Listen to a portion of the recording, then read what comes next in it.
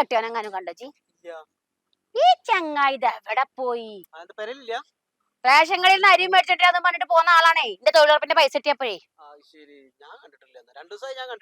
പ്രശ്നം എന്താന്ന് വെച്ചാലേ തൊഴിലുറപ്പിന് കിട്ടിയ 5000 പുള്ളിയുടെ കയ്യിലാണ്. ATM ഉണ്ട്. ഓ ഇനിയിപ്പൊ പൈസ തീരോളം. എങ്ങനെയാ എന്നോട് മുണ്ട? എന്റെ ഓലൊക്കെ ഇങ്ങനെ തന്നെയല്ലേ. ഇയാളിത് എവിടെ പോയത്? എന്തേനി എന്നെ വിളിക്കാൻ പറയാൻ പറ്റിയൊരു ചളുക്ക്.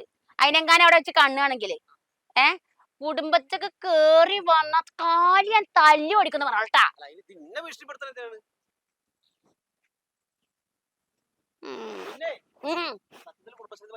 ആടോ 5000 റുപ്യ ആ പണ്ടവർക്കാലോട് പറഞ്ഞോളൂ. അതിന് 1 ഉറുപ്പ ചെലവാക്കിയ ഞാനിങ്ങനെ ഇഞ്ചിക്കൊന്ന്. അന്നോടും